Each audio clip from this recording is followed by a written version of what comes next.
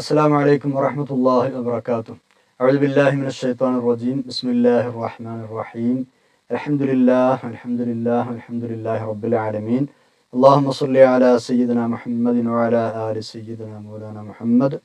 رب اشرح لي صدري ويسر لي أمري واحلل عقدة من لساني يفقهوا قولي. أعوذ بكلمات الله التامة من كل شيطان وهامة ومن كل عين لامة ولا حول ولا قوة إلا بالله العلي العظيم. ബഹുമാനരായ മുഅ്മിനീങ്ങളെ മുഅ്മിനാത്തുകളെ, പരിശുദ്ധ ഖുർആനിലെ 211 പേജാണ് ഇന്ന് നമുക്ക് റൈഹാൻ ഖുർആൻ ക്ലാസ്സിൽ പഠിക്കാനുള്ളത്. അള്ളാഹു നമ്മുടെ ഈ സംഗമം സ്വാലിഹായ അമലായി ഖബൂൽ ചെയ്യട്ടെ. നമ്മൾ ദുആ ചെയ്യാൻ കടപ്പെട്ട എല്ലാ ആളുകൾക്കും, പ്രത്യേകിച്ച് നമ്മുടെ മാതാപിതാക്കൾ, ഉസ്താദന്മാർ, മുഫസ്സിരീങ്ങൾ, പണ്ഡിതന്മാർ, ഈ ക്ലാസ് കേൾക്കുന്നവർ, പിന്നീട് റെഫർ ചെയ്യുന്നവർ, ഇതിനോട് അധ്വാനിക്കുന്നവർ, നമ്മൾ ദുആ കൊണ്ട് വസിയത്ത് ചെയ്തവർ എല്ലാവർക്കും അള്ളാഹു തആല രണ്ട് ലോകത്തും ഖൈറ് പ്രദാനം ചെയ്യട്ടെ. ആമീൻ യാ റബ്ബൽ ആലമീൻ. നമ്മൾ ആദ്യമായി 211 പേജിന്റെ പാരായണമാണ് നിർവഹിക്കുന്നത്. അഊദു ബില്ലാഹി മിനശ് ശൈത്വാനിർ റജീം. ബിസ്മില്ലാഹിർ റഹ്മാനിർ റഹീം. وإذا أذقنا الناس رحمة من بعد ضراء مصحتهم إذا لهم مكر في آياتنا قل الله أسرع مكرا إن رسلنا يكتبون ما تمكرون هو الذي يسيركم في البر والبحر حتى إذا كنتم في الفلك وجرين بهم بريح طيبة وفرحوا بها جاءتها ريح عاصف وجاءهم الموج من كل مكان وظنوا أنهم أحيط بهم دعوا الله مخلصين له الدين لئن أنجيتنا من هذه لنكونن من الشاكرين فلما أنجاهم إذا هم يبغون في الأرض بغير الحق يا أيها الناس إنما بغيكم على أنفسكم متاع الحياة الدنيا ثم إلينا مرجعكم فننبئكم بما كنتم تعملون إنما مثل الحياة الدنيا كماء أنزلناه من السماء فاختلط به نبات الأرض مما يأكل الناس والأنعام حتى إذا أخذت الأرض زخرفها وزينت وظن أهلها أنهم قادرون عليها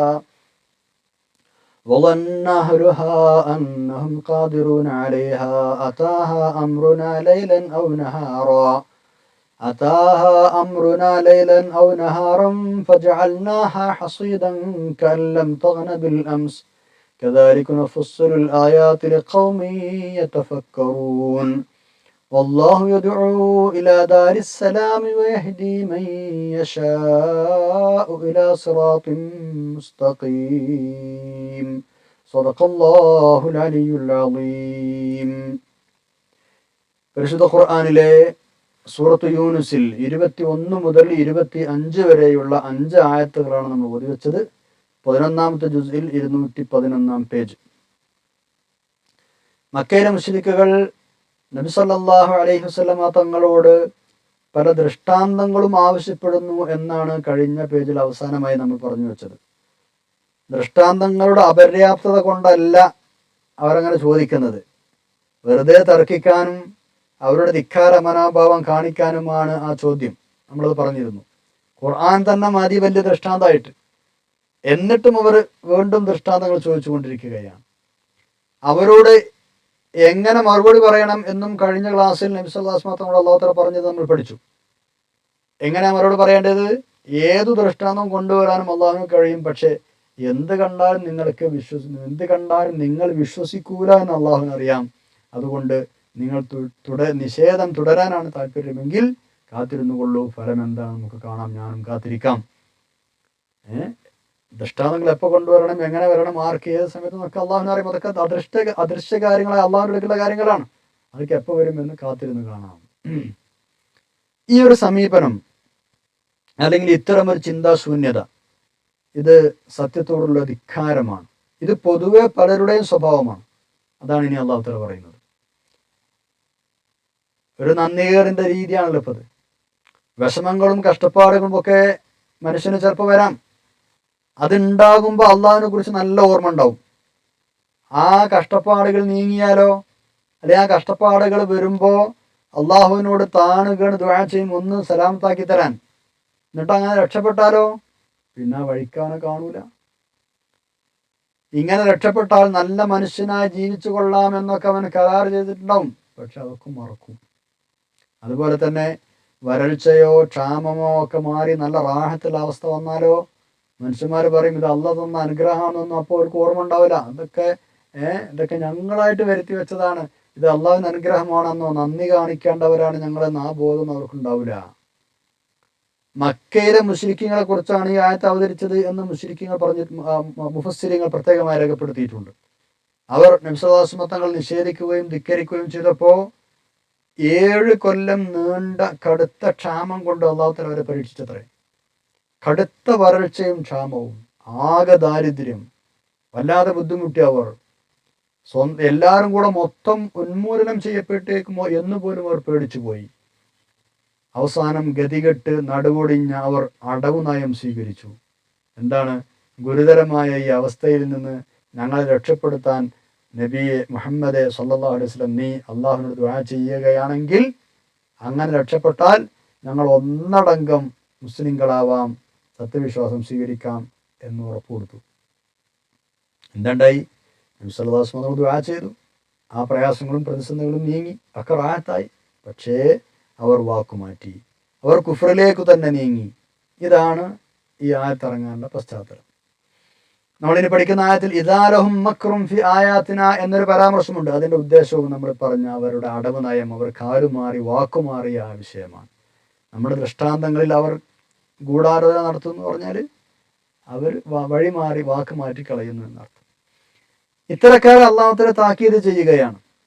നിങ്ങൾ അള്ളാഹുവിനെതിരെ ഇത്തരം തന്ത്രങ്ങൾ പ്രയോഗിക്കുമ്പോൾ അള്ളാഹുവിന് മറുതന്ത്രങ്ങൾ പ്രയോഗിക്കാൻ കഴിയും. വളരെ പെട്ടെന്ന് മറുതന്ത്രങ്ങൾ പ്രയോഗിക്കാൻ അള്ളാഹുവിന് കഴിയും. എൻ്റെ ദൂതന്മാർ മലക്കുകൾ നിങ്ങളുടെ അത്തരം കുതന്ത്രങ്ങളൊക്കെ രേഖപ്പെടുത്തി വെക്കുന്നുണ്ട്. അതായത് നിങ്ങൾ നടത്തുന്ന കുതന്ത്രങ്ങൾക്ക് അതിനേക്കാൾ വേഗതയിലും ശക്തിയിലും തന്ത്രപരമായ നടപടികൾ സ്വീകരിക്കാൻ അള്ളാഹുവിന് കഴിയും. തൽക്കാലം അവൻ നടപടിയൊന്നും എടുക്കാതെ വിടുകയാണ് ചെയ്യുന്നത് എന്ന് വെച്ച് നിങ്ങൾ രക്ഷപ്പെടുമെന്ന് കരുതണ്ട. പരലോകത്ത് വെച്ച് നടപടി എടുക്കുക തന്നെ ചെയ്യും. അത് ഓർമ്മയുണ്ടാകണം നിങ്ങൾക്ക് എന്ന് താല്പര്യം. ആയത്ത് നോക്കാം. 21-ാമത്തെ ആയത്ത്. ബിസ്മില്ലാഹിർ റഹ്മാനിർ റഹീം. وإذا أذقنا الناس رحمة من بعد ضراء مستهم إذا لهم مكر في آياتنا قل الله أسرع مكرا إن رسلنا يكتبون ما تمكرون. وإذا أذقنا الناس നമ്മൾ മനുഷ്യർക്ക് രുചിപ്പിച്ചാൽ, ആസ്വദിപ്പിച്ചാൽ, എന്ത്? റഹ്മത്തൻ, വല്ല കാരുണ്യവും വല്ല അനുഗ്രഹവും രുചിപ്പിച്ചാൽ. എന്തിനു ശേഷം? മിൻ ബഅദി ളറാഅ, വിപത്തുകൾക്ക് ശേഷം, കഷ്ടതകൾക്ക് ശേഷം, മസ്ഹതുഹും, അവർക്ക് ബാധിച്ച, അവർക്ക് കഷ്ടതകൾ ബാധിച്ച ശേഷം നമ്മൾ അവർക്ക് വല്ല അനുഗ്രഹവും ആസ്വദിപ്പിക്കുകയാണെങ്കിൽ എന്താ ചെയ്യുക? ഇദാ ലഹും മക്റും ഫി ആയാതിന, അവരതാ നമ്മുടെ ദൃഷ്ടാന്തങ്ങളിൽ ഗൂഢാലോചന നടത്തുന്നു. സത്യം ഗ്രഹിക്കാനുള്ള നമ്മുടെ ദൃഷ്ടാന്തങ്ങൾക്കെതിരിൽ ഗൂഢതന്ത്രം പ്രയോഗിക്കുന്നു എന്ന് പറഞ്ഞാൽ, ഇപ്പം നേരത്തെ പറഞ്ഞില്ല, മക്കാ മുശ്രിക്കുകൾ ആ വരൾച്ച നീങ്ങിക്കിട്ടാൻ വേണ്ടി നബി സല്ലല്ലാഹു അലൈഹി വസല്ലം ദുആ ചെയ്ത് ദുആ ചെയ്യാൻ പറയുകയും തങ്ങൾ ദുആ ചെയ്യുകയും അത് നീങ്ങുകയും ഒക്കെ ചെയ്തപ്പോൾ അവർ ഗൂഢതന്ത്രം പ്രയോഗിച്ചു. എന്ത്? അവർ വാക്കുമാറ്റി. ഞങ്ങൾ മുസ്ലിങ്ങളാകാന്ന് പറഞ്ഞിരുന്നു, പക്ഷെ അവർ ചെയ്തില്ല. അപ്പൊ ആ വലിയ പ്രയാസത്തിന് ശേഷം അല്ലാഹു തആല റഹ്മത്ത് അവർക്ക് കൊടുത്തപ്പോൾ, അത് ആസ്വദിപ്പിച്ചപ്പോൾ ഇദാലഹും മക്റും ഫി ആയാതിന, അപ്പോൾ അതാ അവർ നമ്മുടെ ഈ ആയാത്തുകളിൽ ഗൂഢാലോചന നടത്തുന്നു. ഇതൊക്കെ അള്ളാഹുവിന്റെ ദൃഷ്ടാന്തങ്ങളാണ്. ആ ബുദ്ധിമുട്ട് നീങ്ങി റഹ്മത്ത് കൊടുത്തു എന്നത് വലിയ ദൃഷ്ടാന്തമാണ്. ആ ദൃഷ്ടാന്തങ്ങൾക്കെതിരെ അതിലവർ ഗൂഢാലോചന നടത്തുകയാണ്. അവരോട് മറുപടി പറയാൻ പറഞ്ഞു അല്ലാഹു തആല. ഖുൽ, നബിയെ നിങ്ങൾ അവരോട് പറയണം, അല്ലാഹു അസ്റഉ മക്റാ, അല്ലാഹു അതിവേഗം തന്ത്രം പ്രയോഗിക്കുന്നവനാകുന്നു. എന്ന് പറഞ്ഞാൽ നിങ്ങൾ ചെയ്ത ഈ തന്ത്രത്തിന്, ഗൂഢതന്ത്രത്തിന് അല്ലാഹു തആല അതിവേഗം മറുതന്ത്രം പ്രയോഗിക്കും. അതിന് കഴിവുള്ള ആളാണ്. എന്ന് പറഞ്ഞാൽ ശിക്ഷിക്കുമെന്നർത്ഥം. അസ്റഉ മക്ര, അള്ളാഹു വളരെ വേഗം മറുതന്ത്രം പ്രയോഗിക്കുന്നവനാണ്. പക്ഷെ ഇപ്പൊ അതിങ്ങനെ നിങ്ങളെ പെട്ടെന്ന് പിടികൂടുന്നില്ല എന്നേ ഉള്ളൂ. ഇന്ന റുസുലന, നിശ്ചയമായും നമ്മുടെ ദൂതന്മാർ, യക്തുബൂന, അവർ എഴുതി വെക്കുന്നുണ്ട്, രേഖപ്പെടുത്തി വെക്കുന്നുണ്ട്, മാ തംകുറൂൻ, നിങ്ങൾ നടത്തുന്ന ഗൂഢതന്ത്രങ്ങളൊക്കെ അതൊക്കെ ഇവിടെ രേഖപ്പെടുത്തി വെക്കുന്നുണ്ട്. അതിനൊക്കെ ശിക്ഷ നിങ്ങൾക്ക് ഇൻഷാ അല്ലാഹ് പരലോകത്ത് കിട്ടുമെന്നർത്ഥം. 22-ാമത്തെ ആയത്തിലേക്ക് കടക്കാം. 21-ാമത്തെ ആയത്തിൽ പറഞ്ഞ കാര്യം കുറെ കൂടി വ്യക്തമായി വിശദമായി പറയുകയാണ്. ഇനി അടുത്ത ആയത്തിൽ മനുഷ്യന്റെ നന്ദികേടിനൊരു ഉദാഹരണം പറയുകയാണ്. അതുപോലെ തന്നെ അള്ളാഹുവിന്റെ ദൃഷ്ടാന്തങ്ങളുമായി ബന്ധപ്പെട്ടവർ നടത്തുന്ന കുതന്ത്രങ്ങൾ പ്രയോഗിക്കുന്നതിനും നല്ലൊരു ഉദാഹരണം പറയുകയാണ്. സാങ്കല്പികമായ ഒരു ഉദാഹരണമല്ല, സത്യമായും നിലവിലുള്ള ഒരു വിശദീകരണത്തിനും ആവശ്യമില്ലാതെ തന്നെ മനസ്സിലാകുന്ന വ്യക്തമായൊരു ഉദാഹരണം. എന്താണെന്നറിയോ? ആദ്യം പറയുന്നത് കരയിലും കടലിലുമൊക്കെ മനുഷ്യന് യാത്രാ സൗകര്യം ഒരുക്കിയത് അള്ളാഹുവാണ് എന്നാണ്. ട്രാൻസ്പോർട്ടേഷൻ, മീൻസ് ഓഫ് ട്രാൻസ്പോർട്ടേഷൻ അല്ലേ? എന്തൊക്കെ തരം വാഹനങ്ങളാണ് ഇന്നുള്ളത്? ഒരുപാട് മാധ്യമങ്ങളാണ് സഞ്ചരിക്കാൻ. ബസ്സുണ്ട്, കാറുണ്ട്, ട്രെയിനുണ്ട്, ഫ്ലൈറ്റുണ്ട്. പുതിയ സാങ്കേതികത ഉപയോഗിച്ച് അതിവേഗം സഞ്ചരിക്കാനുള്ള വഴികൾ ഒരുങ്ങുന്നുണ്ട്. ശബ്ദത്തേക്കാൾ വേഗതയുള്ള വിമാനങ്ങളുണ്ട്. വെള്ളത്തിലും അങ്ങനെ തന്നെ, വെള്ളത്തിൽ സഞ്ചരിക്കാൻ നിരവധി സൗകര്യങ്ങളുണ്ട്. ചെറിയ തോണി മുതൽ ബോട്ടുകൾ മുതൽ ലോഞ്ചുകൾ മുതൽ വലിയ കപ്പലുകൾ വരെ, അത് തന്നെ വിവിധ ടൈപ്പുകൾ. ആകാശത്തിലൂടെ പോകാൻ വിവിധ തരം വിമാനങ്ങൾ അല്ലേ?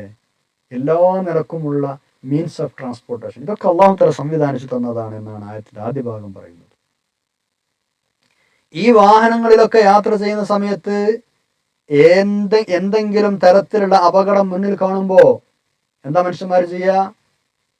ഏത് ദൈവനിഷേധിയാണെങ്കിലും ഏത് യുക്തിവാദിയാണെങ്കിലും ദൈവത്തെ വിളിക്കും, അള്ളാഹുവിനെ വിളിച്ച് കാവൽ തേടുമോർ. പ്രത്യേകിച്ച് കപ്പൽ യാത്രകൾ. പണ്ട് കാലത്ത് ഏറ്റവും കൂടുതൽ അപകട സാധ്യതയുള്ള സംഗതിയായിരുന്നു കപ്പൽ യാത്ര എന്ന് പറഞ്ഞത്. കൊടുങ്കാറ്റുകളിലോ മറ്റോ ഒക്കെ പെട്ടിട്ട് അപകടം പിണയുക എന്നത് കൂടുതൽ സംഭവിച്ചിരുന്ന കാലമാണെന്ന്. അപ്പം അത്തരം പ്രതിസന്ധി ഘട്ടങ്ങളിൽ അവിശ്വാസികൾ അടക്കം എല്ലാവരും ബേജാറാവും. എല്ലാവരും രക്ഷപ്പെടുത്താനായി ദൈവത്തെ വിളിക്കും, അല്ലെങ്കിൽ അള്ളാഹുവിനെ വിളിക്കും. ഒരു ഗതിയും ഇല്ലാതാവുമ്പോൾ ദൈവമേ, ഈശ്വര, പടച്ചോനെ രക്ഷപ്പെടുത്താനെന്ന് വിളിച്ച് നിലവിളിക്കും അവർ. മേൽപോട്ട് കൈ ഉയർത്തി കേഴും അവർ. എന്നിട്ട് അവർ പറയും, ഈ അപകടത്തിൽ നിന്ന് നീ ഞങ്ങളെ രക്ഷപ്പെടുത്തുകയാണെങ്കിൽ ഞങ്ങൾ നന്ദിയുള്ളവരാകാം, സത്യവിശ്വാസം പുൽകാം. ഇതൊക്കെ അവർ സമ്മതിക്കും. പക്ഷേ അതൊക്കെ താൽക്കാലികമായി രക്ഷപ്പെടാനുള്ള കുറുക്കു വഴികളും കുതന്ത്രങ്ങളും മാത്രമാണ്. അവർ വാക്കുമാറും. പിന്നീട് അവർ വാക്കുമാറും. സത്യവിശ്വാസത്തിൽ നിന്ന് അകന്ന് നിഷേധികളായി തന്നെ ജീവിക്കാനാണ് അവർ ഇഷ്ടപ്പെടുന്നത്. ഇതൊക്കെയാണ് അല്ലാഹു തആല പറയുന്നത്. 22-ാമത്തെ ആയത്ത് നോക്കാം. ബിസ്മില്ലാഹിർ റഹ്മാനിർ റഹീം. ഹുവല്ലദീ യുസയ്യിറുക്കും ഫിൽ ബർരി വൽ ബഹർ ഹത്താ ഇദാ കുൻതും ഫിൽ ഫുൽകി വജറൈന ബിഹിം ബിരീഹിൻ ത്വയ്യിബത്തിൻ وفرحوا بها جاءتها ريح عاصف وجاءهم الموج من كل مكان وظنوا أنهم أحيط بهم دعوا الله مخلصين له الدين لئن أنجيتنا من هذه لنكونن من الشاكرين. هو الله تعالى الذي أنعم യുസയ്യിറുക്കും, അവനാണ് യുസയ്യിറുക്കും, നിങ്ങളെ സഞ്ചരിപ്പിക്കുന്നത്, നിങ്ങളെ യാത്ര ചെയ്യിപ്പിക്കുന്നത്. ഫിൽ ബർരി, കരയിൽ, വൽ ബഹരി, കടലിലും. എന്ന് പറഞ്ഞാൽ കരയിലും കടലിലും സഞ്ചരിക്കാൻ നിങ്ങൾക്ക് വിവിധമായ സഞ്ചാര മാധ്യമങ്ങൾ ഒരുക്കി തന്നത്, സഞ്ചാര സൗകര്യം ഒരുക്കി തന്നത് അള്ളാഹുവാണ് എന്നർത്ഥം. അങ്ങനെ ഇതാ കുന്തും, നിങ്ങൾ ആയാൽ, ഫിൽ ഫുൽക്കി, കപ്പലിൽ, നിങ്ങളെല്ലാവരും കപ്പലിൽ കയറി, നിങ്ങൾ കപ്പലിൽ സഞ്ചരിച്ചുകൊണ്ടിരിക്കുകയാണ്. വജറൈന ബിഹിം, ആ കപ്പൽ അവരെ കൊണ്ട് അങ്ങനെ സഞ്ചരിച്ചു കൊണ്ടിരിക്കുന്നു. ബിരീഹിൻ ത്വയ്യിബത്തിൻ, നല്ല കാറ്റുമൂലം, അനുകൂലമായ കാറ്റുമൂലം. അനുകൂലമായ കാറ്റടിക്കുമ്പോൾ കപ്പൽ ശരിക്കും സഞ്ചരിക്കും. അങ്ങനെ പോയിക്കൊണ്ടിരിക്കുകയാണ്. വഫരിഹു ബിഹാ, അങ്ങനെ എല്ലാവരും പിന്നെ സന്തോഷത്തിലാണ്. അതുമൂലം അവർ സന്തുഷ്ടരാണ്. കാറ്റ്, നല്ല കാറ്റുണ്ട്, എല്ലാവരും കപ്പലിലാണ്, ആ അനുകൂലമായ കാറ്റാണ്. അങ്ങനെ സഞ്ചരിച്ചു കൊണ്ടിരിക്കുകയാണ്. വഫരിഹു ബിഹാ, അവർ അതുകൊണ്ട് സന്തോഷിച്ചുകൊണ്ടിരിക്കെ ജാഅത്ഹാ, ആ കപ്പലിനെ അതാ പിടികൂടുന്നു. എന്ത്? റീഹുൻ, കാറ്റ്, ആസിഫുൻ, കൊടുങ്കാറ്റ്. ജാഅത്ഹാ റീഹുൻ ആസിഫുൻ, അങ്ങനെ അവർ സന്തോഷിച്ചുകൊണ്ടിരിക്കുന്ന സമയത്ത് കൊടുങ്കാറ്റ് ആ കപ്പലിന് വരികയാണ് എന്നാണ്, കപ്പലിനെ പിടികൂടുകയാണ്. എന്ന് മാത്രമല്ല വജാഅഹുമുൽ മൗജു വജാഅഹും, അവർക്ക് നേരെ ആഞ്ഞടിക്കുന്നുണ്ട്, അൽ മൗജു, തിരമാല, മിൻ കുല്ലി മക്കാനിൻ, എല്ലാ ഭാഗത്തു നിന്നും തിരമാലകൾ അവർക്ക് നേരെ ആഞ്ഞടിക്കുന്നുണ്ട്. ജാ എന്ന് പറഞ്ഞാൽ വന്നു എന്നാണ്, ഇവിടെ തിരമാലകൾ എല്ലാ ഭാഗത്തും അവർക്കെതിരെ വരുന്നു എന്നർത്ഥം, ആഞ്ഞടിക്കുന്നു. അപ്പോൾ അവർ കുടുങ്ങിയെന്നവർക്ക് ഉറപ്പായി. വദന്നു, അങ്ങനെ അവർക്ക് മനസ്സിലാകുന്നു, അവർക്ക് തോന്നുന്നു, അന്നഹും, നിശ്ചയമായും അവർ, ഉഹീത ബിഹിം, ഞങ്ങൾ നശിക്കാറായി പോയി എന്ന്, വിനാശം തങ്ങളെ വരിഞ്ഞു മുറുക്കി എന്നവർ മനസ്സിലാക്കുന്നു. ഉഹീത എന്ന് പറഞ്ഞാൽ 4 ഭാഗത്തു നിന്നും ഇങ്ങോട്ട് നാശം വന്നിട്ട് കുടുങ്ങി പോവുക. ഉഹീത, വലയം ചെയ്യപ്പെട്ടു എന്നാണ് ശരിക്കും അർത്ഥം. എന്നാൽ നാശം ഞങ്ങളെ വലയം ചെയ്തിരിക്കുന്നു, ഞങ്ങൾ നാശത്താൽ വലയം ചെയ്യപ്പെട്ടിരിക്കുന്നു, ഞങ്ങൾ എല്ലാവരും നശിക്കാൻ പോവുകയാണെന്നർത്ഥം എന്നവർക്ക് ബോധ്യമായി. അപ്പൊ എന്താ അവർ ചെയ്തത്? ദഅവുല്ലാഹ മുഖ്ലിസീന ലഹുദ്ദീൻ, അവർ ദുആ ചെയ്തു, അള്ളാഹുവിനെ അവർ ദുആ ചെയ്തു. എന്താ പറഞ്ഞത്? മുഖ്ലിസീന, ആത്മാർത്ഥമായി അള്ളാഹുവിനെ മാത്രം വണങ്ങിയിട്ട് മറ്റൊരു അവർ ആരാധിച്ചിരുന്ന ബിംബങ്ങളെ ഒന്നും വിളിക്കാതെ, മുഖ്ലിസീന ലഹുദ്ദീൻ, അള്ളാഹുവിനെ മാത്രം വണങ്ങി, ദീന് അള്ളാഹുവിനെ മാത്രമാക്കി, നിഷ്കളങ്കമായി എന്നർത്ഥം. എന്ന് പറഞ്ഞാൽ വളരെ ആത്മാർത്ഥതയോടുകൂടി അള്ളാഹുവിനെ മാത്രം വണങ്ങിയവർ അള്ളാഹു ദുആ ചെയ്തു. എന്താ ദുആ ചെയ്തത്?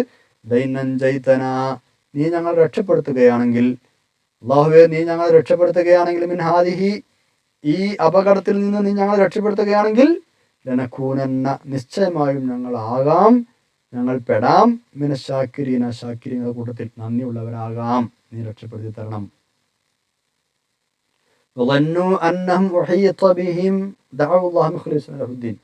ഈ ആയത്തിനെ കുറിച്ച് ഇമാം ഖുർത്തുബി റഹ്മത്തുള്ളാഹി അലൈഹി തങ്ങൾ എഴുതുന്നുണ്ട്, ഗുരുതരമായ പ്രതിസന്ധി ഘട്ടങ്ങളിൽ വരുമ്പോൾ അള്ളാഹുവിലേക്ക് തിരിയുക, അല്ലെങ്കിൽ അള്ളാഹുവിനോട് സഹായം ചോദിക്കുക, അള്ളാഹുവിനെ രക്ഷപ്പെടുത്താൻ ആവശ്യപ്പെടുക എന്നത് സൃഷ്ടികൾക്കൊക്കെ നൈസർഗികമായി ഉണ്ടാകുന്ന ഒരു ബോധമാണ്. സത്യനിഷേധിയാണെങ്കിലും യുക്തിവാദിയാണ് ആരാണെങ്കിലും ഈ ഒരവസ്ഥയിൽ, നിർബന്ധിത അവസ്ഥയിൽ കുടുങ്ങിയിട്ട് അള്ളാഹുവിനോട് ദുആ ചെയ്യും. പക്ഷെ അള്ളാഹു തആല എന്ത് ചെയ്യും? ആ ദുആക്ക് ഉത്തരം കൊടുക്കുകയും ചെയ്യും. അത് ആരായാലും ശരി, അള്ളാഹു തആല എന്താവും? അതിന് ഉത്തരം കൊടുക്കും. ഉത്തരം കൊടുക്കുമെന്ന് ഇത് മനസ്സിലാക്കാം. കാരണം അള്ളാഹു തആല പറഞ്ഞില്ല, നമ്മോട് രക്ഷപ്പെടുത്തിയാൽ കാര്യം മാറുന്നു. അപ്പോൾ അവിടെ രക്ഷപ്പെടുത്തും. അള്ളാഹു തആല ഒരു ചോദ്യത്തിന് ഉത്തരം കൊടുക്കുമെന്ന് മനസ്സിലാക്കാം. അപ്പം മറ്റെല്ലാ മാർഗങ്ങളും അടഞ്ഞു പോയപ്പോൾ സർവശക്തനായ അള്ളാഹുവിൻ്റെ അടുത്തേക്ക് മടങ്ങുകയാണ് അവർ ചെയ്തത്. അതുകൊണ്ട് അള്ളാഹു തആല അവർക്ക് പുറത്തു കൊടുക്കും.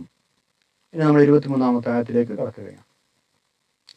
ആപത്തുകളും അപകടങ്ങളും വരുമ്പോൾ നല്ല പിള്ള ചമന്ന് വിശ്വാസം പ്രകടിപ്പിച്ച് അവസാനം ആ ആപത്തിൽ നിന്ന് രക്ഷപ്പെട്ടാൽ സത്യനിഷേധത്തിലേക്ക് തന്നെ മടങ്ങുന്ന ആളുകൾ, ഇത് മനുഷ്യന്റെ സ്ഥിരം സ്വഭാവമാണെന്ന് നമ്മളിപ്പോൾ പറഞ്ഞത്. ഇത് വലിയ അതിക്രമമാണ്, കടുത്ത ധിക്കാരമാണ്. ഈ ധിക്കാരത്തിന്റെ തിക്തഫലം നിങ്ങൾ അനുഭവിക്കേണ്ടി വരും എന്നാണ് ഇനി പറയുന്നത്. ഇത് സത്യത്തിലൊരു അവസരവാദമാണ്. വെറും നൈമിഷികമായ ഈ ഭൗതിക ജീവിതത്തിന്റെ താല്പര്യം സംരക്ഷിക്കാനാണ് അവർ ഈ അവസരവാദം നടത്തുന്നത്. നിങ്ങളൊരു കാര്യം മനസ്സിലാക്കണം, അടുത്ത സമയം തന്നെ ഇവിടുത്തെ ജീവിതം മതിയാക്കി നിങ്ങൾ പരലോകത്തേക്ക് പോകേണ്ട ആളുകളാണ്. അന്ന് നിങ്ങൾ അള്ളാഹുവിൻ്റെ കോടതിയിൽ ഹാജരാക്കപ്പെടുന്ന ആളുകളാണ്. അന്ന് ഇന്ന തെറ്റുകൾ നിങ്ങൾ ചെയ്തു എന്നും അതിൻ്റെ ശിക്ഷകൾ ഇന്നതൊക്കെയാണെന്നും നിങ്ങൾക്ക് കൃത്യമായി ബോധ്യപ്പെടും. ആ ശിക്ഷകൾ അത്രയും നിങ്ങൾ ഏറ്റുവാങ്ങേണ്ടിയും വരും. അതുകൊണ്ട് നിങ്ങൾ ചെയ്യേണ്ടത് എന്താണ്? തൻ്റെ ഇടത്തോടു കൂടി കാര്യങ്ങൾ ചിന്തിച്ച് ശാശ്വതമായ പരലോക ജീവിതം രക്ഷപ്പെടാനുള്ള വഴികളാണ് നിങ്ങൾ നോക്കേണ്ടത്. പരലോകത്ത് വെച്ച് ബോധോദയം ഉണ്ടായിട്ട് കാര്യമില്ലല്ലോ. ഇതൊക്കെയാണ് 23-ാം ആയത്തിൽ അല്ലാഹു തആല പറയുന്നത്. ആയത്ത് നോക്കാം. ബിസ്മില്ലാഹിർ റഹ്മാനിർ റഹീം. ഫലമ്മാ അൻജാഹും ഇദാ ഹും യബ്ഗൂന ഫിൽ അർളി ബിഗൈരിൽ ഹഖ് യാ അയ്യുഹൻ നാസു ഇന്നമാ ബഗയുകും അലാ അൻഫുസികും മതാഅൽ ഹയാത്തിദ് ദുനിയാ ثم إلينا مرجعكم فننبئكم بما كنتم تعملون. ഫലമ്മാ അൻജാഹും, അങ്ങനെ അല്ലാഹു തആല അവരെ രക്ഷപ്പെടുത്തിയപ്പോൾ, ഇദാഹും, അപ്പോഴതാ അവർ, യബ്ഗൂന ഫിൽ അർളി, ഭൂമിയിൽ അതിക്രമം പ്രവർത്തിക്കുന്നു, നാട്ടിൽ അക്രമങ്ങൾ പ്രവർത്തിക്കുന്നു, ബിഗൈരിൽ ഹഖ്, ഒരു ന്യായവുമില്ലാതെ. രക്ഷപ്പെടുത്തിയപ്പോൾ ഇതാ ഒരവസ്ഥ.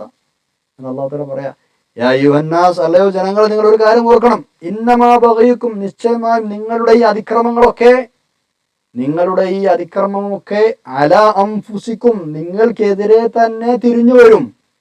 പറഞ്ഞാൽ നിങ്ങൾ ഈ ചെയ്യുന്ന അതിക്രമത്തിന്റെ പ്രതിഫലം നിങ്ങൾ തന്നെ അനുഭവിക്കേണ്ടി വരും. നിങ്ങളുടെ ബഗയ് നിങ്ങൾക്കെതിരെ തന്നെയാണ് എന്നാണ് അല്ലാഹു പറഞ്ഞത്. എന്ന് പറഞ്ഞാൽ ഈ ചെയ്യുന്ന അതിക്രമങ്ങളുടെ തിക്തഫലം നിങ്ങൾ തന്നെ അനുഭവിക്കേണ്ടി വരും. നിങ്ങളിലേക്ക് തന്നെ മടങ്ങി വരും എന്നാണ്, സ്വന്തം കർമ്മഫലം നിങ്ങൾക്ക് തന്നെ കിട്ടുമെന്നർത്ഥം. പിന്നെ മതാൽ ഹയാത്തി ദുന്യ, ഇത് ഈ ദുന്യാവിലെ കുറഞ്ഞ കേവലം കേവല ഭൗതിക സുഖം മാത്രമാണ് ഇത്. നിങ്ങളിപ്പോ ജീവിച്ചുകൊണ്ടിരിക്കുന്നത് മതാൽ ഹയാത്തി ദുന്യ, ഐഹിക ജീവിതത്തിലെ താൽക്കാലിക സുഖം മാത്രമാണ് ഇപ്പോൾ നിങ്ങൾ അനുഭവിക്കുന്നത്. കേവല ഭൗതിക സുഖം മാത്രമാണ് നിങ്ങൾ അനുഭവിക്കുന്നത്. മത്താ എന്ന് പറഞ്ഞാൽ സുഖം എന്ന് പറയാം നമുക്ക്, അല്ലെ വിഭവം എന്ന് പറയാം. ഇപ്പോൾ നിങ്ങൾ അനുഭവിച്ചു കൊണ്ടിരിക്കുന്നത് കേവല ഭൗതിക വിഭവം മാത്രമാണ്. പിന്നെയോ പിന്നീട് ഇലൈന, നമ്മുടെ അടുത്തേക്ക്, മർജുക്കും, നിങ്ങളുടെ മടക്കം നമ്മുടെ അടുത്തേക്കാണ്. പിന്നീട് ഇലൈന, നമ്മുടെ അടുത്തേക്കാണ്, മർജുക്കും, നിങ്ങളുടെ മടക്കം, എൻ്റെ അടുത്തേക്ക് നിങ്ങൾ വരേണ്ടി വരും. അപ്പോഴോ ഫനുനബ്ബിഉക്കും, ആ സമയത്ത് നാം നിങ്ങൾക്ക് അറിയിച്ചു തരും, മനസ്സിലാക്കി തരും, ബിമാ കുന്തും തഅമലൂൻ, നിങ്ങൾ എന്തൊക്കെയാണ് പറഞ്ഞിരുന്നത് എന്ന് ആ സമയത്ത് നിങ്ങൾക്ക് ഞാൻ പറഞ്ഞു തരും. യാ അയ്യുഹന്നാസു ഇന്നമാ ബഗയുക്കും അലാ അൻഫുസിക്കും, ഇത് നമ്മളും ശരിക്കും അടിവരയിട്ട് മനസ്സിലാക്കണം. ചെയ്യുന്നതൊക്കെ തിരിച്ചു കിട്ടുന്നു. തെറ്റുകൾ ചെയ്ത് അക്രമങ്ങളിൽ മുഴുകി അങ്ങനെ ജീവിക്കുന്ന ധിക്കാരികൾ പരലോക ശിക്ഷയ്ക്ക് പുറമെ ഈ ദുന്യാവിൽ വെച്ച് തന്നെ തിരിച്ചടി നേരിടേണ്ടി വരും. അതാണ് ഈ ആയത്തിന്റെ സൂചന. നമ്മൾ ചെയ്യുന്ന അതിക്രമങ്ങളും ധിക്കാരങ്ങളും നമ്മുടെ നേരെ തന്നെ തിരിച്ചടിക്കും.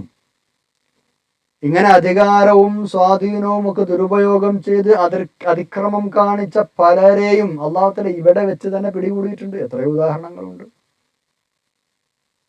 ഇത് സംബന്ധമായി ഹദീസുകളിൽ നിരവധി ചർച്ചകളുണ്ട്.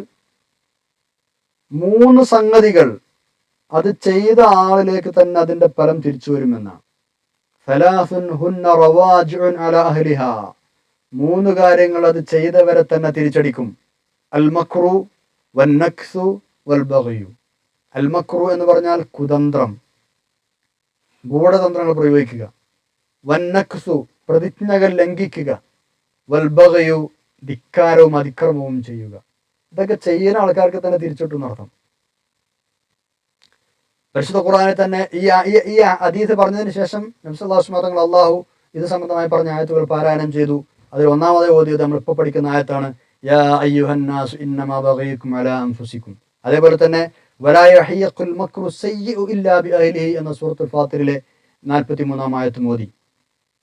വലാ യഹിഖുൽ മക്റു സയ്യിഉ ഇല്ലാ ബിഅഹ്ലിഹി. ഗൂഢതന്ത്രങ്ങൾ നടത്തിയ ആളുകൾ അത് തിരിച്ചു കിട്ടും.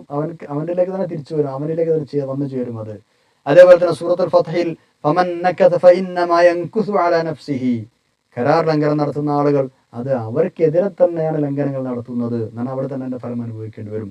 ഈ 3 ആയത്തുകളുടെയും അടിസ്ഥാനത്തിലാണ് ഈ 3 സംഗതികൾ ചെയ്തവനിലേക്ക് തന്നെ മടങ്ങും, തിരിച്ചടിക്കുമെന്ന് റസൂലുള്ളാഹി സ്വല്ലല്ലാഹു അലൈഹി വസല്ലം തങ്ങൾ പറഞ്ഞത് എന്ന് ചുരുക്കം. അൽ മക്റു വൻ നക്സു വൽ ബഗ്യു. അതുപോലെ തന്നെ റസൂലുള്ളാഹി സ്വല്ലല്ലാഹു അലൈഹി വസല്ലം തങ്ങൾ മറ്റൊരു ഹദീസിൽ പറഞ്ഞിട്ടുണ്ട്, സലാസുൻ ഖദ് ഫറഗല്ലാഹു മിൻ ഖളാഇ ഫീഹിന്ന. 3 കാര്യങ്ങൾ അല്ലാഹു തആല അത് ഓൾറെഡി അതിന്റെ കാര്യങ്ങളൊക്കെ തീരുമാനിച്ചു കഴിഞ്ഞിട്ടുണ്ട്. അതുകൊണ്ട് നിങ്ങൾ ശ്രദ്ധിക്കണം. എന്താണ്? ലാ യബ്ഗയന്ന അഹദുക്കും, നിങ്ങൾ ആരും അതിക്രമം കാണിക്കരുത്. കാരണം അല്ലാഹു തആല പറയുന്നുണ്ട്, യാ അയ്യുഹന്നാസു ഇന്നമാ ബഗയുക്കും അലാ അൻഫുസിക്കും, നിങ്ങൾ ചെയ്തത് നിങ്ങൾക്ക് തന്നെ ലഭിക്കും, നിങ്ങളിലേക്ക് തന്നെ തിരിച്ചു വരും. അതുകൊണ്ട് നിങ്ങളാരും ബഗയ ചെയ്യരുത് കേട്ടോ. അല്ലാഹു തആല ഓൾറെഡി ഇതാ തീരുമാനം എടുത്തു കഴിഞ്ഞാൽ നിങ്ങൾക്കത് തിരിച്ചു കിട്ടും. അതേപോലെ തന്നെ വലാ യംകുറന്ന അഹദുൻ, ആരും ഗൂഢതന്ത്രങ്ങൾ പയറ്റരുത്, ചതി നടത്തരുത്, വഞ്ചന നടത്തരുത്. കാരണം അല്ലാഹു തആല പറയുന്നുണ്ട്, വലാ യഹിഖുൽ മക്റു സയ്യിഉ ഇല്ലാ ബിഅഹ്ലിഹി, ആര് മക്ര നടത്തിയാലും അത് മോശമായ മക്രാണെങ്കിൽ അവനിലേക്ക് തന്നെ വന്നു ചേരും. അതുകൊണ്ട് അതും ചെയ്യരുത്, അതും തീരുമാനിക്കപ്പെട്ട് കഴിഞ്ഞ കാര്യമാണ്. പിന്നെ വലാ യൻകുസന്ന അഹദുൻ, ആരും പ്രതിജ്ഞ ചെയ്തത് ലംഘിക്കരുത്, അതും അല്ലാഹു തആല തീരുമാനം പറഞ്ഞിട്ടുണ്ട്. ഫമൻ നകസ ഫഇന്നമാ യൻകുസു അലാ നഫ്സിഹി, സ്വന്തം ശരീരത്തിനെതിരെ തന്നെയാണ് ആ ലംഘനം നടത്തുന്നത്, അതിന്റെ ഫലം അനുഭവിക്കേണ്ടി വരുമെന്നർത്ഥം. വലാ യഹിഖുൽ മക്റു സയ്യിഉ ഇല്ലാ ബിഅഹ്ലിഹി എന്ന് പറഞ്ഞാൽ ദുഷിച്ച കുതന്ത്രം അതിന്റെ ആൾക്കാരിലേക്ക് തന്നെ അല്ലാതെ വന്നു ഭവിക്കുകയില്ല. ഫമൻ നകസ ഫഇന്നമാ യൻകുസു അലാ നഫ്സിഹി എന്ന് പറഞ്ഞാൽ ആരെങ്കിലും പ്രതിജ്ഞ ലംഘിച്ചാൽ അവൻ തനിക്കെതിരായി തന്നെയാണ് ലംഘനം നടത്തിയത്. വേറെ ഒരുപാട് ഹദീസിൽ നബി സല്ലല്ലാഹു അലൈഹി വസല്ലം തങ്ങൾ ഇതുമായി ബന്ധപ്പെട്ട് പറഞ്ഞിട്ടുണ്ട്. അക്രമം നടത്തരുത് നിങ്ങൾ. മാ മിൻ ദംബിൻ അജ്ദറ മിൻ അൻ യുഅജ്ജല അല്ലാഹു ലിസാഹിബിൽ ഉഖബത മിനൽ ബഗി വഖതിഅത്തിർ റഹിം. അള്ളാഹു തആല ഇവിടുന്ന് തന്നെ പിന്നെ ശിക്ഷകൾ വളരെ വേഗം കൊടുക്കുന്ന തെറ്റുകളുടെ കൂട്ടത്തിൽപ്പെട്ടതാണ് ബഗയും ഖതിഅത്തുർ റഹമും, അതിക്രമം കാണിക്കുക എന്നതും കുടുംബബന്ധം മുറിക്കുക എന്നതും. അള്ളാഹു തആല കാത്ത് രക്ഷിക്കട്ടെ. ആമീൻ യാ റബ്ബൽ ആലമീൻ. നമ്മൾ 24-ാമത്തെ ആയത്തിലേക്ക് കടക്കുകയാണ്. ഈ ലോകത്തെ ജീവിതത്തിന്റെ അവസ്ഥ, ഭൗതിക ജീവിതത്തിന്റെ അവസ്ഥ ഒരു ഉദാഹരണത്തിലൂടെ വ്യക്തമാക്കുകയാണ്. ഇനി ഭൗതിക ജീവിതത്തിന്റെ ആഡംബരവും അലങ്കാരവും ആർഭാടവും ഒക്കെയാണല്ലോ മനുഷ്യനെ വഴിതെറ്റിക്കുന്നത്. അതുകൊണ്ട് തന്നെ പരിശുദ്ധ ഖുർആൻ പല സ്ഥലത്തും ഇതിന്റെ സത്യാവസ്ഥ പറയാറുണ്ട്. ദുനിയാവ് കണ്ട് നിങ്ങൾ വഞ്ചിതരാവേണ്ട, അത് വെറും പുറംമൂടിയാണ്. സുഖസൗകര്യങ്ങളും അലങ്കാരങ്ങളും കാണുമ്പോൾ ആകർഷകമായി തോന്നും, മനുഷ്യന്റെ സഹജമായ സ്വഭാവമാണത്. പക്ഷേ ഈ സ്വകാര്യങ്ങളൊക്കെ സമ്പൂർണമാണ്, ശാശ്വതമാണ് എന്നൊക്കെ ആൾക്കാർ വിചാരിച്ചിരിക്കുമ്പോഴാണ് അപകടമുണ്ടാവുന്നത്. അവരിങ്ങനെ നല്ല സുഖങ്ങളിൽ മതിമറന്ന് ആസ്വദിച്ചു കൊണ്ടിരിക്കുമ്പോഴാണ് പെട്ടെന്ന് അതൊക്കെ നഷ്ടപ്പെട്ടു പോകുന്നു. ഒന്നുകിൽ ആ വിഭവങ്ങളും സമ്പത്തും ഒക്കെ നശിക്കുന്നു, അല്ലെങ്കിൽ അതിന് ഉടമസ്ഥൻ മരിക്കുന്നു. രണ്ടായാലും സമം തന്നെയാണ്. പിന്നെ അത് ആസ്വദിക്കാൻ കഴിയുമോ? ഇല്ല. അതുകൊണ്ട് നിങ്ങളെല്ലാവരും മനസ്സിലാക്കേണ്ടത്, ഐഹികമായ സുഖ സൗകര്യങ്ങൾ എത്ര ഉണ്ടെങ്കിലും അതിനൊന്നും നിലനിൽപ്പില്ല എന്ന് നിങ്ങൾ മനസ്സിലാക്കണം. അതൊക്കെ താൽക്കാലികമാണ്, നശ്വരമാണ്. അതിന് അമിതമായ വില കൽപ്പിക്കരുത്. അതിനുവേണ്ടി അനശ്വരമായ പാരത്രിക ജീവിതം കളഞ്ഞു കുടിക്കരുത് എന്ന് അള്ളാഹു ഓർമ്മപ്പെടുത്തുകയാണ്. എന്താണ് ഇവിടെ പറയുന്ന ഒരു ഉദാഹരണം നോക്കാം. ഒരു കൃഷിസ്ഥലമോ അല്ലെങ്കിൽ വലിയ തോട്ടമോ ഒക്കെ ഉള്ള ഒരാൾ, നല്ല മഴ കിട്ടി, കൃഷിയും വിളയും തോട്ടവും ഒക്കെ ഉഷാറായി, മനുഷ്യർക്ക് ആഹാരമായി ഉപയോഗിക്കാവുന്ന ധാന്യങ്ങളുണ്ട്, പഴങ്ങളുണ്ട്, പച്ചക്കറികളുണ്ട്, അതേപോലെ കാലികൾക്ക് തിന്നാൻ പറ്റുന്ന പുല്ലുവർഗ്ഗങ്ങളും മറ്റൊക്കെ അതിൽ തഴച്ചു വളർന്നു നിൽക്കുന്നുണ്ട്. കാണാൻ നല്ല ഭംഗിയാണ്, കാണാൻ നല്ല രസമുണ്ട്. ആ സസ്യലതാദികളും ധാന്യങ്ങളും വിളകളും ഒക്കെ പഴവർഗ്ഗങ്ങളും ഒക്കെ മൂത്ത് പാകമായി പഴുത്ത് റെഡിയായി, വിളവെടുക്കാനും കൊയ്യാനും ഒക്കെ റെഡിയായി, പഴം പറിക്കാനൊക്കെ സമയമായി ഇങ്ങനെ നിൽക്കുക. ഏതായാലും ആ പണി, കൊയ്തെടുക്കലും വിളവെടുക്കലും ഒക്കെ പഴം പറിക്കലും ഒക്കെ നാളെയോ മറ്റന്നാളോ ഒക്കെ ആക്കാമെന്ന് അതിൻ്റെ ആളുകൾ, ഉടമസ്ഥന്മാർ തീരുമാനിച്ചിങ്ങനെ നിൽക്കുക. അങ്ങനെ ഇരിക്കയതാ പെട്ടെന്നൊരു ഇടിത്തി വരുന്നു. ഒരു ഇടിത്തി അല്ലെങ്കിൽ ഒരു ഭൂകമ്പം, എല്ലാം മൊത്തം നിലംപരിശായി, എല്ലാം നാമാവശേഷമായി. പിറ്റേന്ന് വന്ന് നോക്കുന്ന ആൾക്ക് അവിടെ അങ്ങനെ ഒരു കൃഷിയോ വിളയോ ഒന്നും ഉണ്ടായിരുന്നേ ഇല്ല എന്ന് തോന്നുന്ന വിധം എല്ലാം ഉച്ചാടനം ചെയ്യപ്പെട്ടിരിക്കുന്നതായി കാണുകയാണ്. ഇതുപോലെയാണ് ഭൗതിക ജീവിതം. ഇതുപോലെയാണ് ഭൗതിക ജീവിതത്തിലെ സുഖങ്ങളുടെയും ആഡംബരങ്ങളുടെയും വിഭവങ്ങളുടെയും അവസ്ഥ. മനുഷ്യൻ ദുന്യാവിന് പിന്നാലെ ഓടിക്കൊണ്ടേയിരിക്കും. ഊണും ഉറക്കവും വിശ്രമമില്ലാതെ ഓടും. ആരാധനകളിലും അനുഷ്ഠാനങ്ങളിലും അടക്കം വീഴ്ച വരുത്തും അവൻ ദുന്യാവിന്റെ പിന്നാലെ പോയിട്ട്. സമയമല്ല അവന്. നിർബന്ധ കൃത്യങ്ങളിൽ പോലും വൈമുഖ്യം കാണിച്ച് ദുന്യാവ് ഉണ്ടാക്കാൻ വേണ്ടി ഓടി നടക്കും. ഈ ഭൗതിക വിഭവങ്ങളുടെ സമാഹാരം, ഇതിന്റെ പിന്നാലെ ഓടുക എന്നത് ഏതു പ്രശ്നങ്ങൾക്കും പ്രയാസങ്ങൾക്കും പരിഹാരമാണ് എന്നവർ കരുതും. അങ്ങനെ ആകും ഇങ്ങനെ ആക്കും എന്നൊക്കെ അവർ ശരിക്കും പറഞ്ഞുകൊണ്ട് നടക്കും. ആളുകൾക്കിടയിൽ നല്ല പേരും സ്ഥാനമൊക്കെ കിട്ടിയാൽ, സ്ഥാനമാനങ്ങൾ ഉണ്ടായാൽ അത് പരലോകത്ത് ഫലം ചെയ്യുമെന്നൊക്കെ അവർ വെറുതെ വ്യാമോഹിക്കും. അങ്ങനെ ചെന്ന് ഇവിടുന്ന് മരിച്ച് പരലോകത്ത് ചെന്ന് നോക്കുമ്പോഴോ ഒന്നും ഉണ്ടാവില്ല. ഇന്നലെ ദുന്യാവിൽ കുറെ സമ്പത്തുണ്ടായിരുന്നു എന്നൊരു ലക്ഷണമേ അവന് കാണാൻ കഴിയില്ല. ഇന്നലെ ഒന്നും ഉണ്ടായിട്ടില്ലാത്തതുപോലെയാണ് അവൻ അനുഭവപ്പെടുക. ദുന്യാവെന്ന് അവൻ വിചാരിക്കും കുറെ പൈസ ഉണ്ടായാല്, കുറെ സമ്പത്ത് ഉണ്ടായാല്, കുറെ സ്ഥാനമാനങ്ങൾ ഉണ്ടായാല് ആഖിറത്തിലേക്ക് ഇത് ഉപകാരപ്പെടുത്താലോ എന്ന് കരുതിയിട്ട് അതിന്റെ പിന്നാലെ ഇങ്ങനെ ഓടി നടക്കും. ആഖിറൊക്കെ മറന്നിട്ട്, നിസ്കരിക്കാതെ, കർമ്മങ്ങളൊക്കെ ചെയ്യാതെ. അങ്ങനെ വിചാരിച്ച ആൾ ആഖിറത്തേക്ക് എത്തി നോക്കുമ്പോൾ ഒന്നും കാണൂല. അതൊരു ഉദാഹരണമാണ് അള്ളാഹു പറഞ്ഞു തരുന്നത്. ആയത്ത് നോക്കാം. ബിസ്മില്ലാഹിർ റഹ്മാനിർ റഹീം. إنما مثل الحياة الدنيا كماء أنزلناه من السماء فاختلط به نبات الأرض مما يأكل الناس والأنعام حتى إذا أخذت الأرض زخرفها وزينت وظن أهلها أنهم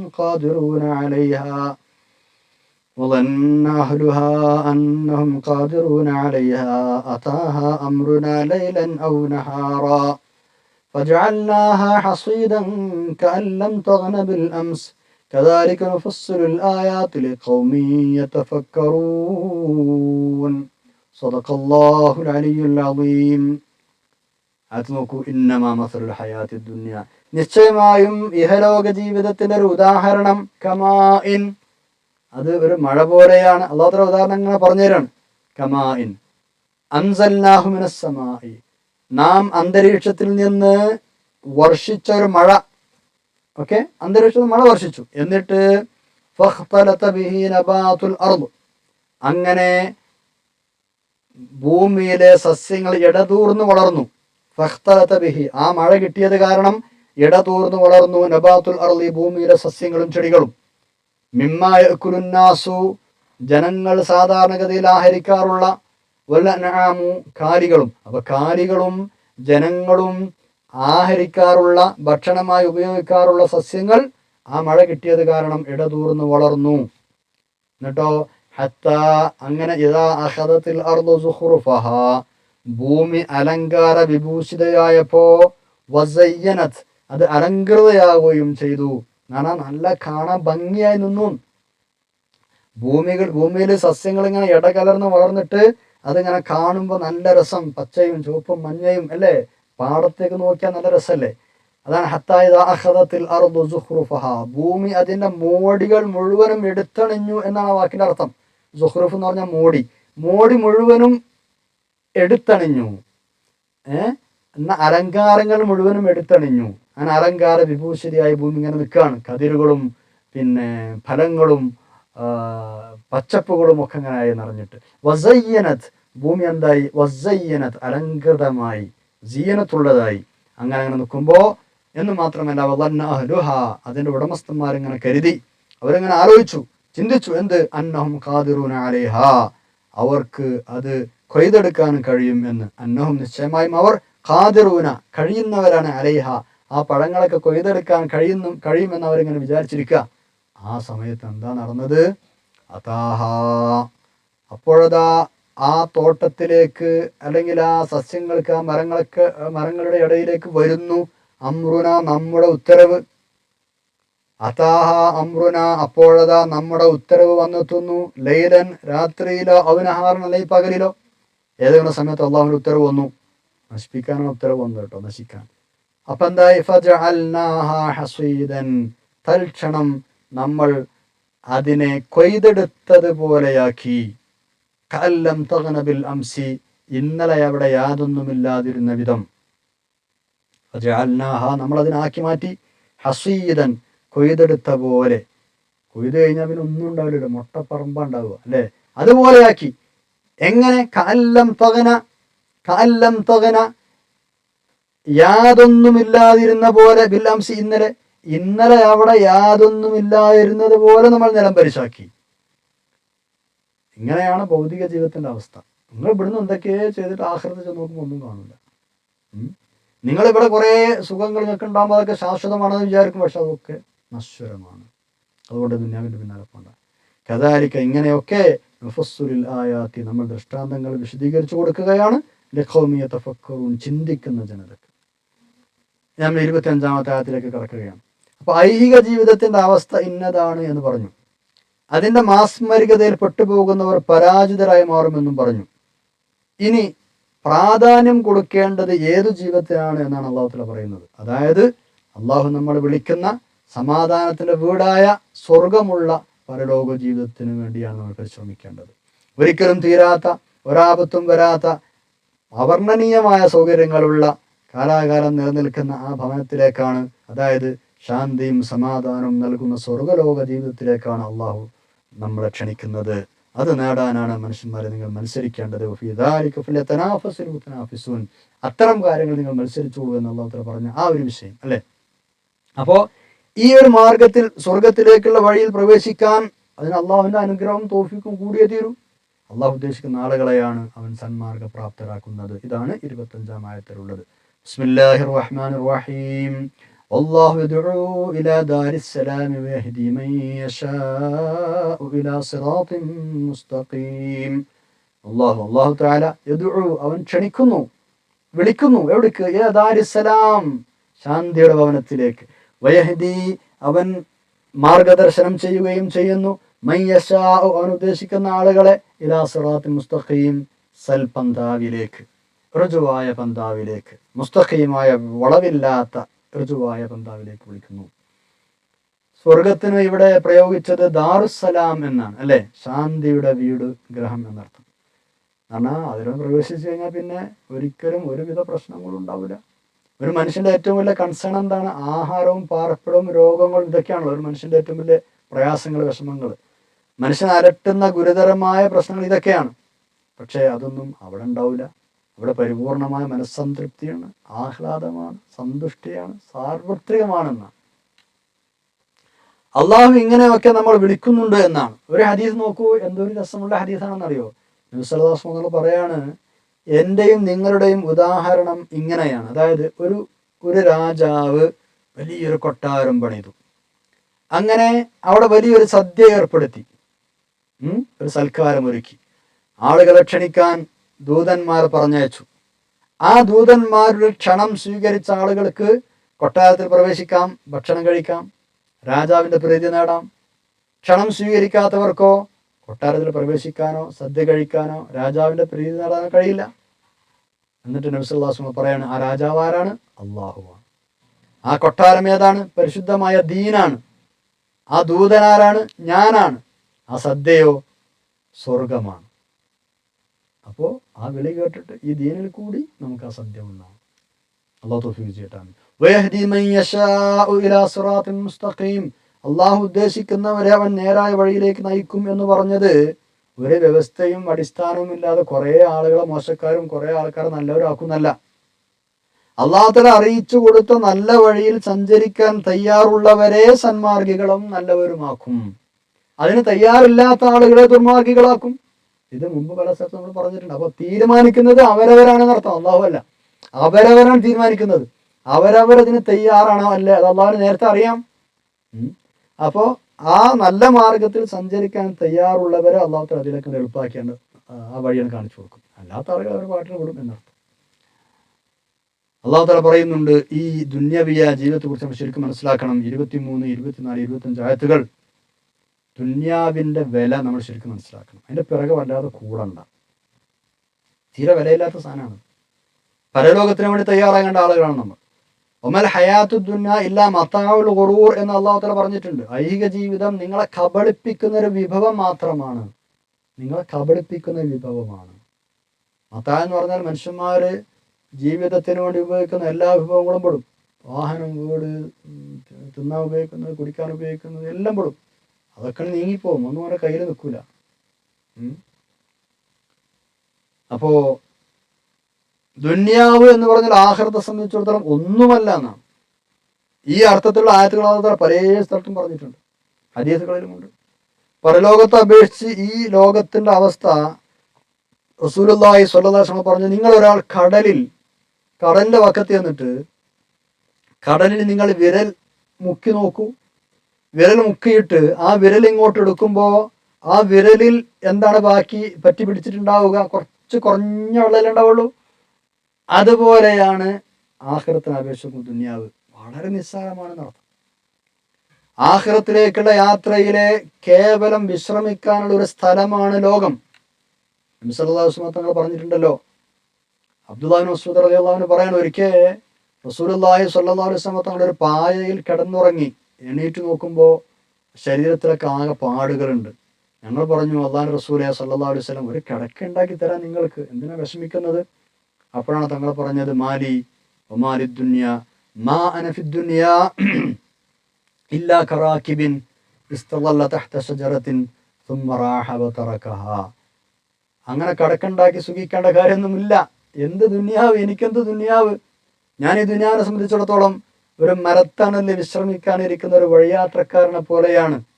ആ മരത്തണൽ ഉപേക്ഷിച്ച് പിന്നെ യാത്ര തുടരും എന്നതുപോലെ ചെറിയൊരു തണൽ, ഒരു വിശ്രമിക്കാനുള്ള ഒരു ഇടം മാത്രമാണ് ദുനിയാവ് എന്നർത്ഥം. ചുരുക്കത്തിൽ ദുന്യാവ് നശിച്ചു പോകും.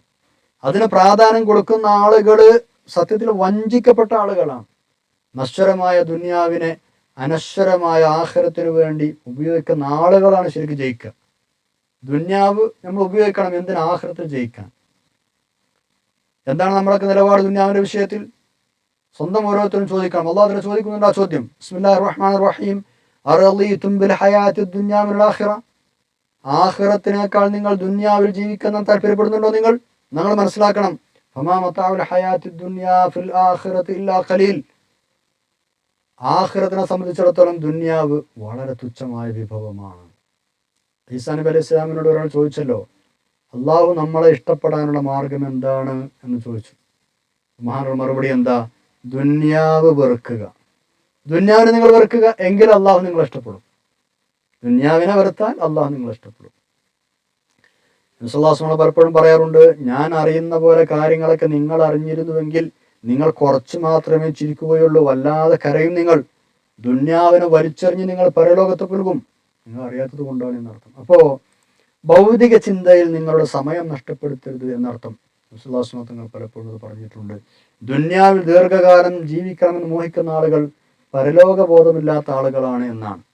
യാത്രക്കാർ വിഭവങ്ങൾ ഒരുക്കുന്നത് പോലെ പരലോക യാത്രക്ക് പോകേണ്ട വിഭവങ്ങൾ തഖ്വ എന്ന വിഭവം ഒരുക്കി വെക്കുകയാണ് നമ്മൾ ഇവിടെ ചെയ്യേണ്ടത് എന്ന് ഉമർ ഇബ്നു അബ്ദുൽ അസീസ് റളിയല്ലാഹു അൻഹു പറയാറുണ്ട്. പരലോകത്തെ സംബന്ധിച്ച് യഥാർത്ഥ ഇൽമുള്ള ആളുകൾ ഭൗതികത്തിന്റെ സുഖങ്ങളിൽ മുഴുകുകയില്ല. ആളൊഴിഞ്ഞ സ്ഥലങ്ങളിൽ പോയി തൻ്റെ കുറ്റങ്ങളും കുറവുകളും ഓർത്ത് പൊട്ടിക്കരഞ്ഞ് ജീവിക്കും എന്ന് അബൂ ദർദാ റളിയല്ലാഹു അൻഹു പറയാറുണ്ട്. ദുന്യാവ് സമ്പാദിച്ച് ആഖിറം നേടാം എന്ന് മോഹിക്കുന്ന ആളുകൾ സത്യത്തിൽ അവർ വിഡ്ഢികളാണ് എന്നാണ്. പലപ്പോഴും ഇത് നടക്കാറില്ല. വിജയികൾക്ക് 6 ഗുണങ്ങളാണുള്ളത്. ഒരു മനുഷ്യൻ ജയിക്കാൻ 6 ഗുണങ്ങളാണുള്ളത്. 1, അള്ളാഹുവിനെ അറിഞ്ഞനുസരിക്കണം. 2, പിശാചിനെ തിരിച്ചറിഞ്ഞ് എതിർക്കണം. 3, സത്യം അന്വേഷിച്ച് പിന്തുടരണം. 4, തിന്മയെ മനസ്സിലാക്കി ഉപേക്ഷിക്കണം. 5, ദുന്യാവിനെ ഹൃദയത്തിൽ നിന്നും കുടഞ്ഞെറിയണം.